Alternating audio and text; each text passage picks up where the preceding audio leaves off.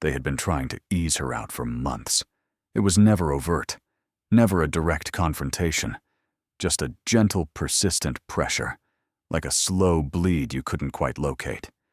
Suggestions of a reduced schedule, pamphlets for retirement communities left innocently on the break room table. Younger nurses, fresh-faced and brimming with textbook confidence, would offer to take the heavier tasks, their words dripping with a kind of patronizing sympathy. "Let me get that, Anya. You should sit for a bit, Anya." Anya Sharma, with her silver-streaked hair pulled back in a severe bun and hands that bore the fine, papery lines of 60 years, would just nod and let them.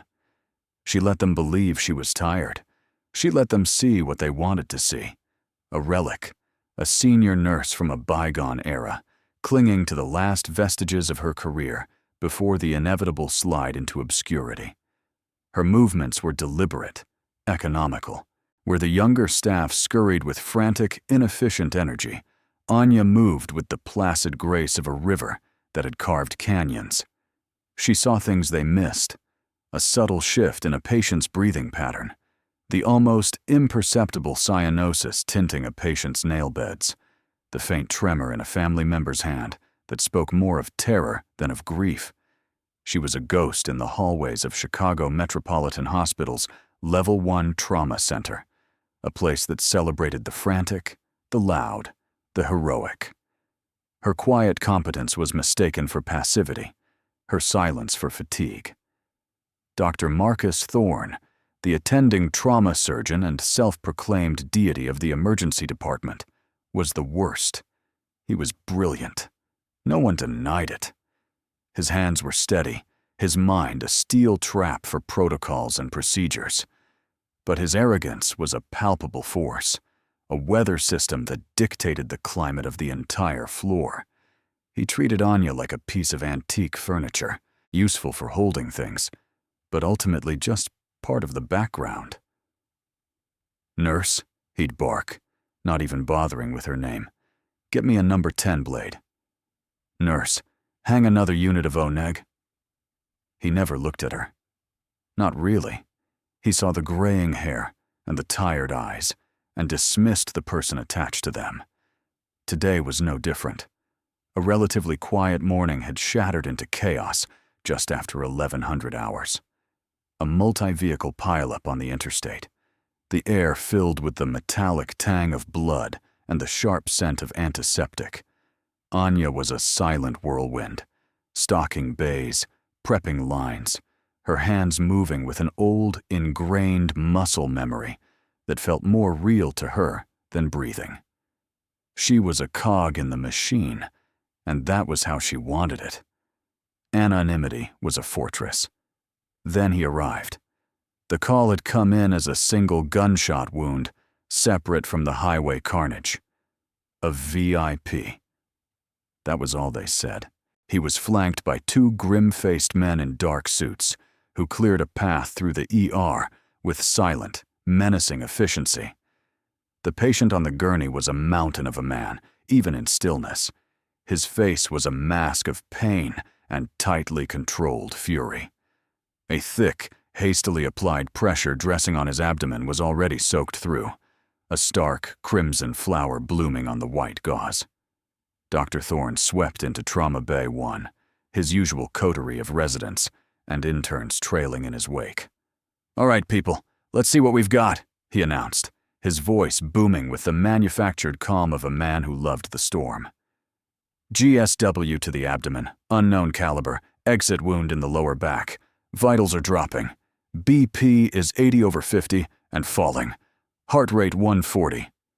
Anya was already there, her hands gloved, her eyes scanning the monitors, the patient, the room. She was connecting a bag of saline to the IV line when the man's eyes fluttered open. They were a startling, pale blue, eyes that had seen too much. His gaze swept past the frantic residents, past the commanding figure of Dr. Thorne. It landed on her, on Anya. For a moment, there was just confusion, a flicker of disbelief. Then his eyes widened, a shock of recognition so profound It seemed to suck the air from the room. He tried to speak, a ragged, wet sound. His hand, caked in drying blood and grime, shot out and clamped around her wrist. It wasn't a violent gesture. It was an anchor thrown in a hurricane. Anya froze. Her blood ran cold. Not possible. "You," he rasped, the single word a testament to a will of iron. Dr. Thorne turned, his face a mask of irritation. "Sir, you need to remain still. Nurse, get his arm." But Anya couldn't move.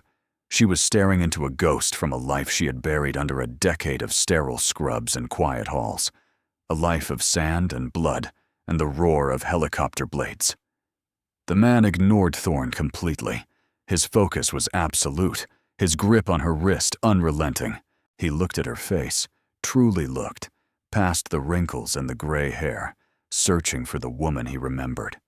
And then everything stopped. The beeping of the monitors, the frantic shouting, the clatter of instruments. It all faded into a dull, distant hum. The world narrowed to the space between them, to his pale blue eyes and the words that followed. "I know you."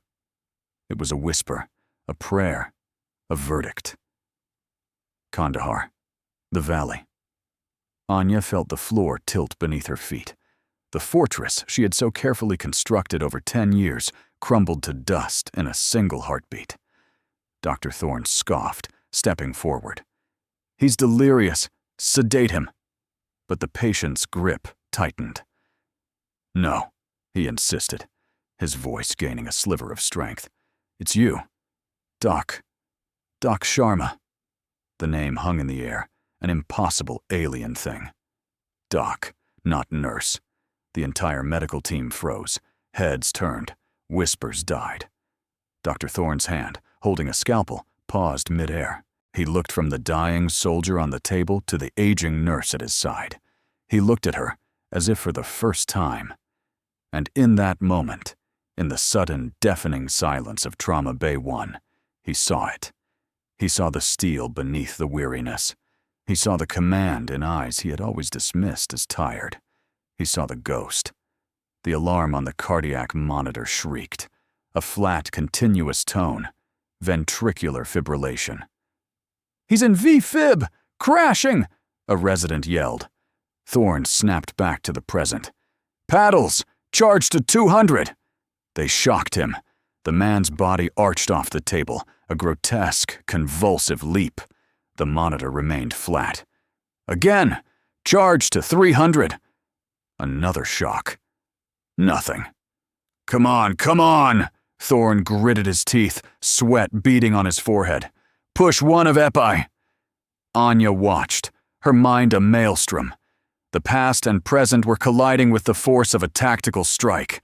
She could feel the familiar weight of a plate carrier, the grit of sand in her teeth, the coppery smell of a dozen men's blood on her hands. Kandahar. Master Chief Petty Officer Jack Corrigan. She remembered him now. A VBIED had torn through their convoy. She had kept him alive with 2 chest tubes, a field expedient transfusion, and sheer, bloody-minded will in the back of a bucking Humvee. He was dying. Here. Now. In this sterile, civilized room. And they were losing him. "Still no pulse," a nurse said, her voice trembling. "He's gone." Thorne slammed a fist on the instrument tray. "Damn it. We're losing him. He's got a massive internal bleed. The GSW must have hit the aorta." He looked around, desperate. "Get me the OR. We have to crack his chest, but he'll never make it upstairs." Anya moved. It wasn't a decision. It was an instinct, resurrected from a battlefield grave. She gently detached Corrigan's hand from her wrist and placed it on his chest. Then she turned to Dr. Thorne. Her voice was quiet, but it cut through the panic like a laser. "You're wrong." Thorne stared at her, dumbfounded. "What did you say?" "It's not the aorta," Anya said, her eyes fixed on the subtle, almost invisible distension of the veins in Corrigan's neck. "You're missing it. He's in tamponade. Cardiac tamponade, blood filling the sac around the heart, squeezing it until it could no longer beat. "That's impossible," Thorne shot back. "The entry wound is too low. It's a classic abdominal bleed." "The bullet fragmented," Anya stated, her voice devoid of any doubt. "A piece went high, nicked the right ventricle. He's not bleeding out. He's choking in his own blood. You're pushing fluids, which is only making the pressure worse." She pointed a steady finger at the IV bag. "Stop the infusion." A young nurse looked uncertainly at Thorne, who was still gaping at Anya. "I said stop the infusion!" Anya's voice cracked like a whip. The nurse, startled, immediately clamped the line. Thorne found his voice. "I am the attending surgeon here, Nurse Sharma. I did not ask for your input." Anya met his gaze. The quiet, deferential nurse was gone. In her place stood someone else. Someone colder, harder, and infinitely more certain. "You have 30 seconds before his brain is ischemic," she said flatly. "You can stand there and argue, or you can let me save his life." Not a question, a statement. The room was silent save for the death wail of the monitor. Every eye was on the arrogant head of trauma and the quiet old nurse who had just challenged his authority. What would you have done in Dr. Thorne's position? Trust the protocol you've followed your whole career, or listen to the impossible words of a subordinate who suddenly seems like a stranger? Thorne looked at the flat line. He looked at the dead man on his table. He looked at the unwavering certainty in Anya Sharma's eyes. His pride, his ego, his entire world of rigid procedure was at war with the undeniable fact that his patient was dead, and she was the only one with an answer. "What do you need?" he finally choked out, the words tasting like ash. Anya didn't smile. She didn't gloat. She simply became. "Get me a thoracotomy tray, now." A resident scrambled to the crash cart. "And a giggly saw." The resident froze. A what?" "We don't have those in the ER." "Then get me trauma shears and a Lebsha knife," she snapped without looking at him. "And I need 2 units of whole blood, not packed cells, on a pressure infuser, and someone get me a sterile gown and gloves. I'm not losing another one, not today." Her voice was a low, steady instrument of command. The team, accustomed to Thorne's blustering orders, found themselves moving with a new, terrifying efficiency. They responded to the authority in her tone, an authority that felt ancient and absolute. Anya ripped open the sterile gown package herself, pulling it on over her nurse's scrubs. She held out her hands, and a trembling intern gloved them. Thorne stood back, watching, his face a mixture of disbelief and awe. It was like watching a librarian suddenly field strip a machine gun. The nurse he knew, the one who quietly restocked shelves and checked charts, had vanished. In her place was a surgeon. No, not just a surgeon. A commander. "Scalpel," she said, her hand outstretched. Thorne himself, the head of trauma, slapped the handle into her palm. Anya made the first cut, a long, sweeping incision from sternum to spine, just below the pectoral muscle. An anterolateral thoracotomy. Blood welled up, but she ignored it. Rib spreaders. A resident slapped them into her waiting hand. She inserted the instrument and cranked it open with a series of sickening cracks as the ribs gave way. The residents, and even Thorne, winced. Anya didn't even blink. She peered into the chest cavity. Suction. She cleared the blood, her movements fast, precise, and utterly without hesitation. "There," she said, pointing with the tip of her forceps. "Pericardium's bulging. It's blue. She's full of clots."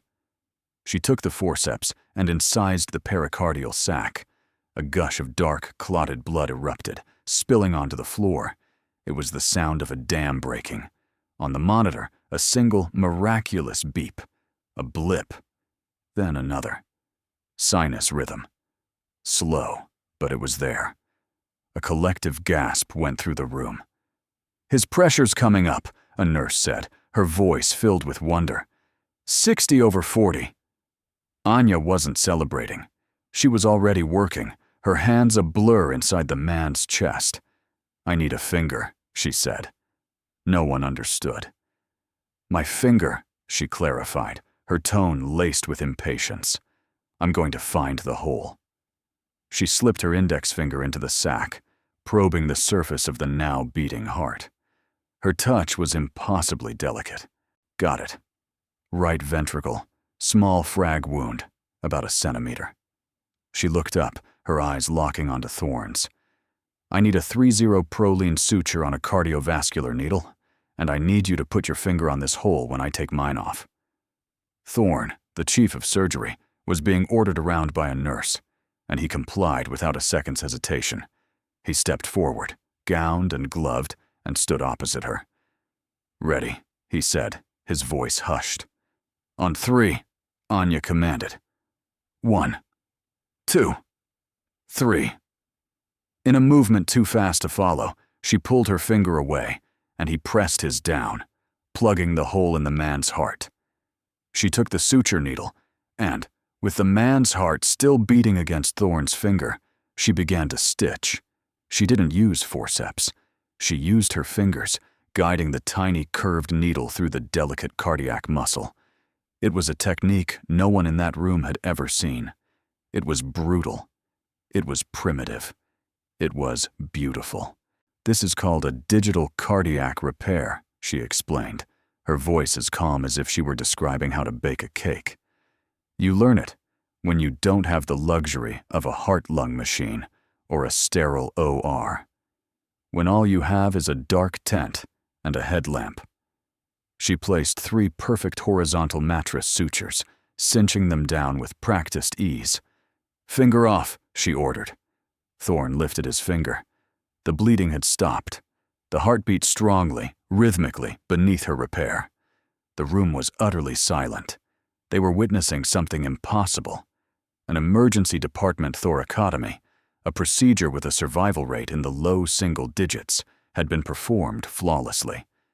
By a nurse.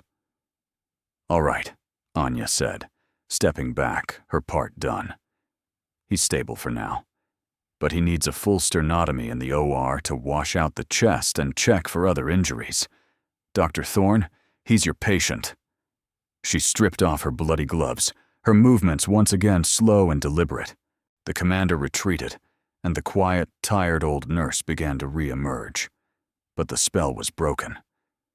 No one in that room would ever look at her the same way again. Thorne stared at the beautifully repaired heart, then at Anya.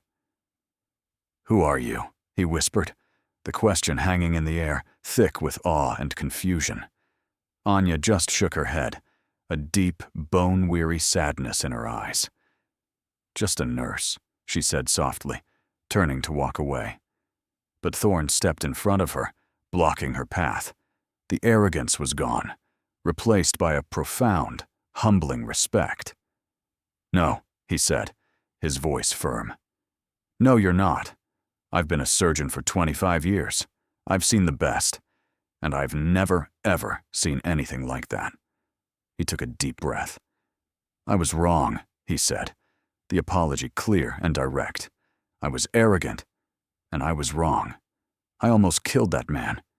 You saved him, and I need to know who you are."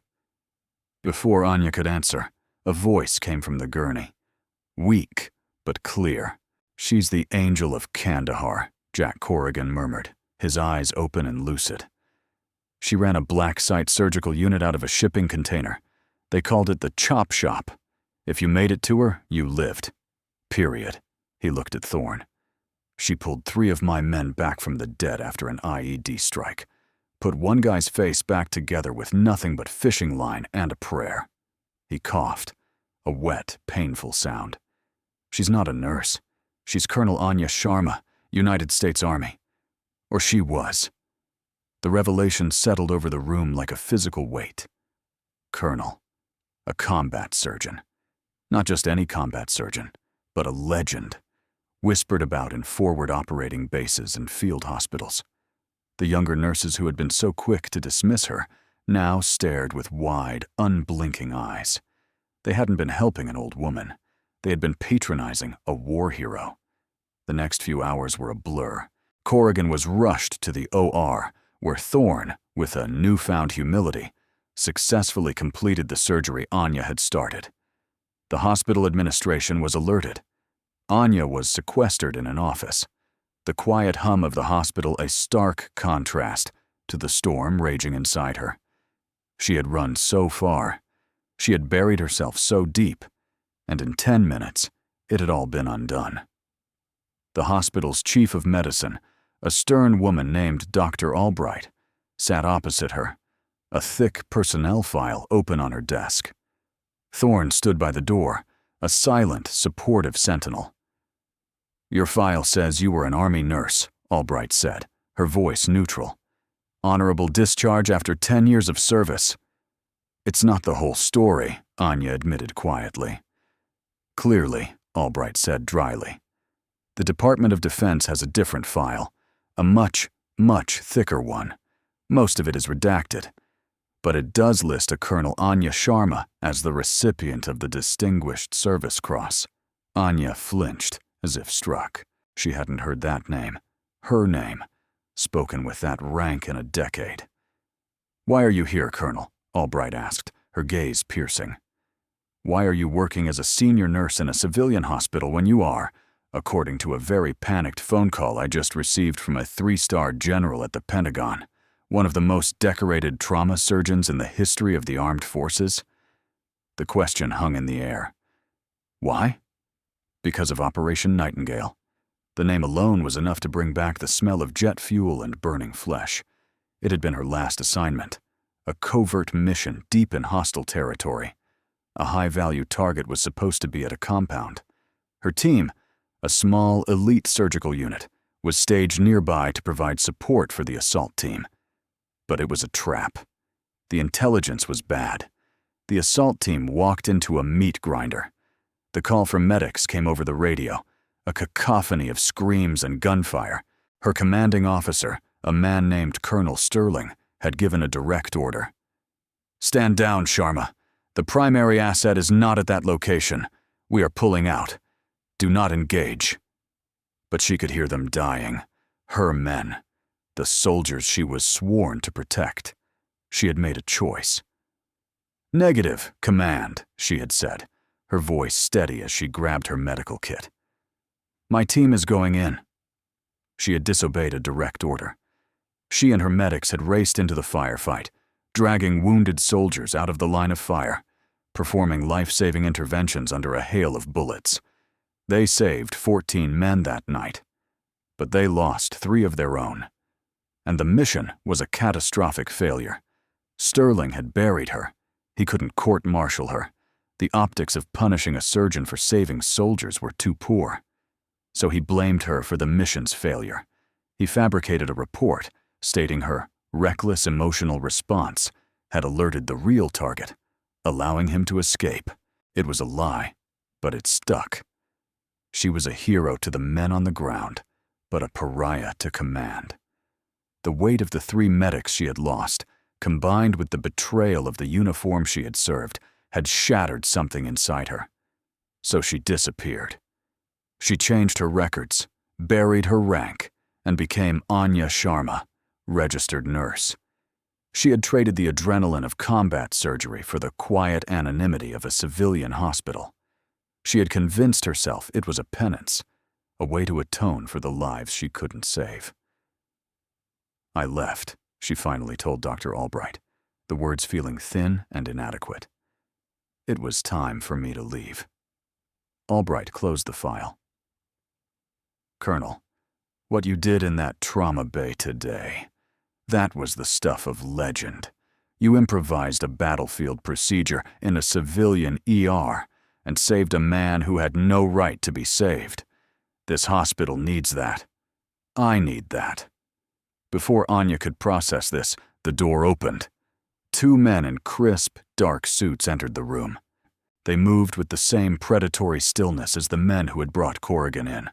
Behind them was a man in a perfectly tailored uniform, a constellation of stars gleaming on his collar.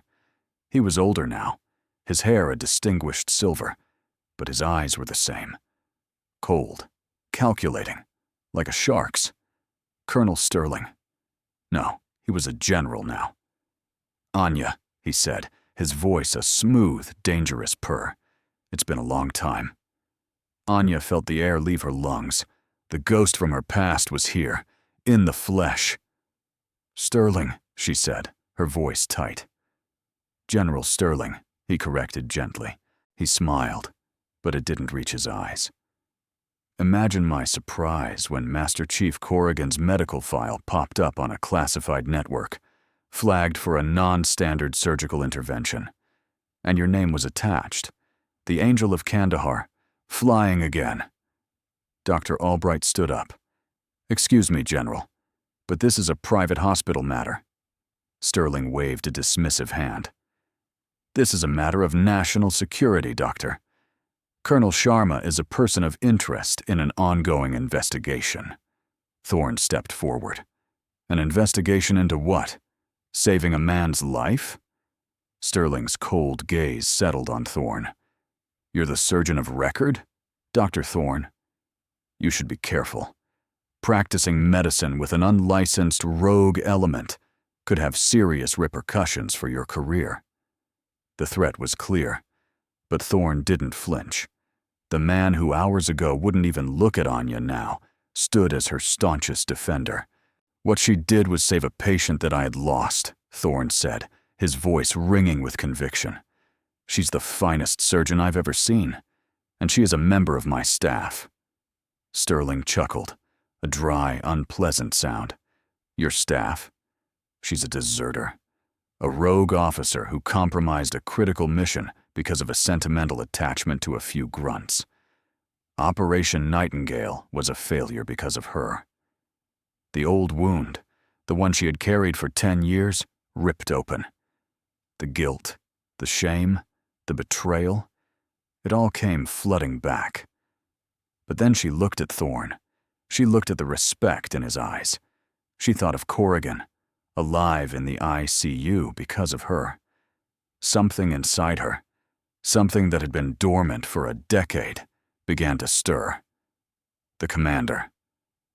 "You're lying," Anya said, her voice low and steady. Sterling raised an eyebrow. "Am I?" "Nightingale wasn't compromised by me," she continued, standing up to face him. "It was a setup from the beginning. The intel was deliberately falsified. You sent those men in to die. You wanted them to be a diversion." The color drained from Sterling's face. "That's a wild accusation, Colonel." "Is it?" Anya challenged. "I was the last person to speak with Sergeant Davies, the assault team's comms specialist. He was wounded, but he was lucid. He told me they found nothing at the compound. No target, just an ambush. He said the target was never there.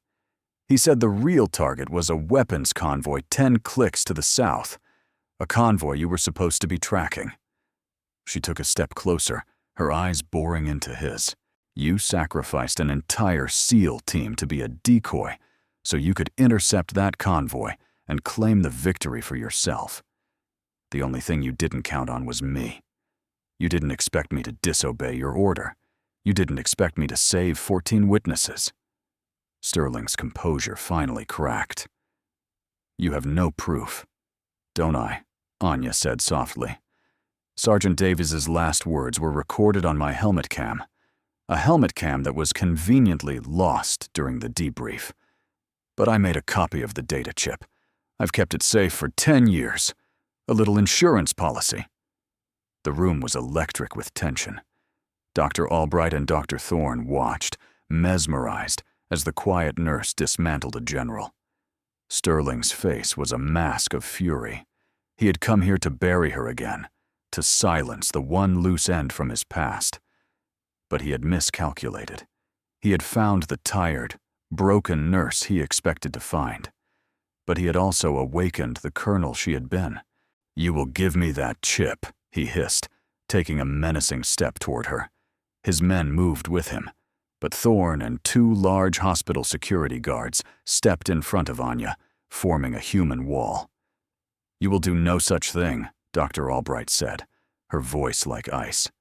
"General, your authority ends at the door of this hospital. This is my house, and you and your men will leave. Now." She picked up her phone. "Or my next call is to the Washington Post. I'm sure they'd be very interested in hearing a decorated war hero's story about a corrupt general and a cover-up called Operation Nightingale." Checkmate. Sterling stared at her, his face contorted in a silent snarl of defeat. He looked at Anya, at the unyielding strength in her eyes, and he knew he had lost. Without another word, he turned on his heel and stormed out, his men trailing behind him like defeated jackals. The office was quiet for a long moment. Anya finally let out a breath she felt like she'd been holding for a decade. She sank back into her chair, the adrenaline leaving her, feeling every one of her 60 years. Thorne put a hand on her shoulder. It was a simple gesture of solidarity, of respect. "Colonel Sharma," Dr. Albright began, sitting back down. "Anya," she corrected, her voice weary. "Just Anya." Albright nodded. "Anya, we have a problem, and I think you're the solution." She leaned forward, her expression serious. "What you did today, it highlighted a major gap in our system. We are a top-tier trauma center, but we are not equipped to handle the specific, complex, polytrauma seen in modern warfare. The kind of medicine you practice, it doesn't exist in our textbooks." She gestured around her. "This hospital, this city, is home to thousands of veterans. When they get hurt, they come here. And we do our best, but we could do better. You could teach us how." Anya looked up, confused. "What are you saying?" "I'm saying I want to create a new program," Albright said, a spark of excitement in her eyes. "A Center for Advanced Combat Trauma. It would be a specialized unit, dedicated to treating veterans and acting as a bridge between military and civilian medicine. We would train surgeons, consult with the military, pioneer new techniques." She paused, letting the weight of her words sink in. "And I want you to run it." Anya was speechless. Run it? Lead? She had spent 10 years hiding, trying to be invisible. The idea of stepping back into the light, of taking command, was terrifying. "I can't," she whispered. I'm not that person anymore." "I disagree," Thorne said quietly from beside her. "I saw that person today, and she is exactly who we need." Anya looked at their faces, at the earnest belief in their eyes. They weren't seeing the ghost of Operation Nightingale. They weren't seeing a failure or a deserter. They were seeing a leader, a savior. The angel of Chicago Metropolitan. For 10 years, I had defined myself by a single moment of failure, by the 3 men I couldn't save. I let a lie, Sterling's lie, become my truth. I wore my nurse's scrubs like a hair shirt, a constant penance for a sin I didn't even commit. I thought hiding was the only way to honor the dead. But in that office, looking at Dr. Albright and Dr. Thorne, I realized something.